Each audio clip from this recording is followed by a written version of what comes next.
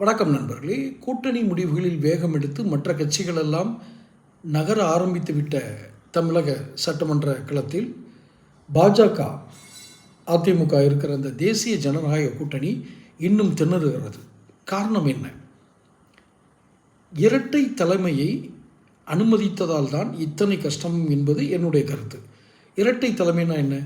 ஒருத்தர் தலைவராக நீங்கள் நியமிச்சிட்டிங்கன்னா அவர் என்ன சொல்கிறாரோ அதை கேட்டு மட்டும் அவங்க நடங்கன்னு சொல்லி ஒரு அகில இந்திய தலைமை அப்படி ஒரு கட்டளை இட்டிருக்க வேண்டும். பஞ்சு முட்டை விற்கிற மாதிரி அங்கேருந்து டெல்லியிலேருந்து எல்லாத்தையும் அனுப்பிச்சி விட்டு ஒருத்தனுக்கும் இங்கே இருக்க தமிழ் தெரியாது. ஒரு திருவிழா கூட்டத்தில் அந்த பஞ்சு முட்டை விற்பாங்கள்ல, அதை அவங்கள உழைப்பவர்கள், அவர்களை நான் குறை சொல்லவில்லை. பஞ்சு மிட்டாய் விற்கிறவங்களை நான் குறை சொல்லலை. ஆனால் பஞ்சு மிட்டாய் விற்பது என்பது அந்த இனிப்பை பொறுத்தது.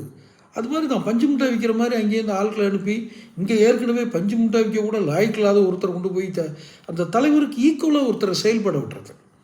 அவருடைய குழப்பமான கருத்துக்களால் தான் இங்கே இத்தனை சிக்கல் நீடிக்கிறது. கூட்டணி சிக்கல் ஏன் நீடிக்குதுங்கிறதுன்னு பார்த்தீங்கன்னா காரணம் தான்.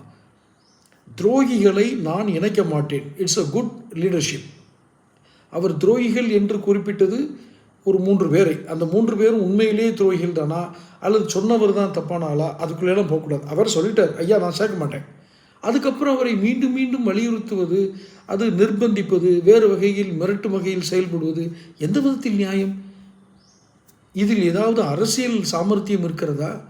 எந்தவித அரசியல் சாமர்த்தியம் திறமையும் இல்லாமல் சோசியல் இன்ஜினியரிங் செய்கிறேன் என்ற பெயரில் புது புது வார்த்தைகள்லாம், இதெல்லாம் நீங்கள் இந்த சோசியல் மீடியாவில் வேணால் இது பயன்படும். சோசியல் இன்ஜினியரிங் இந்த மாதிரி வார்த்தைகள்லாம் சொல்லிக்கிட்டு அவர் தான் பின்னாடி திரிகிறாரு. அதாவது தமிழக பாஜகவுக்கு தலைமையில் இல்லாத ஒருவர், எந்த பொறுப்பிலும் இல்லாத ஒருவர். டெல்லியில் இருப்பவர்களெல்லாம் புத்திசாலிகள் என்று நாம் எப்படி நினைக்க முடியும்? இது நமக்கு என்ன எரிச்சல் வருதுன்னா, ஒரு அரசாங்கம் சரியாக செயல்படவில்லை, இவர்களை ஒரு 5 வருடத்திற்கு ஓய்வு கொடுப்போம், இவர்கள் குடும்பத்தில் இருக்கும் பிரச்சனைகள்லாம் தீர்த்து விட்டு அப்புறம் வரட்டும்னு நம்ம நினைக்கிறோம். இப்போ இருக்க எக்ஸிஸ்டிங் திமுக அப்படி தான் நினைக்கிறோம். கொஞ்சம் ஓரங்கட்டி வைப்போம், இவங்களோட இது தாங்க முடியலைன்னு. ஆனால் எந்த அணி பலமாக இருக்கணுமோ அதுக்கு பூரா வீக் பண்ணுறது ஒரே ஒரு நபர் தான். நான் அடிக்கடி என்னோட இதிலே குறிப்பிட்டேன்.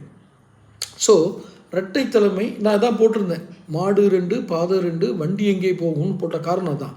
இன்ன வரைக்கும் இந்த கூட்டணி திணறதுக்கான காரணம் மிக மிக தவறான ஆலோசனைகளை கொடுக்கக்கூடிய ஒற்றை நபர் நயினா நாகேந்திரன் இல்லை.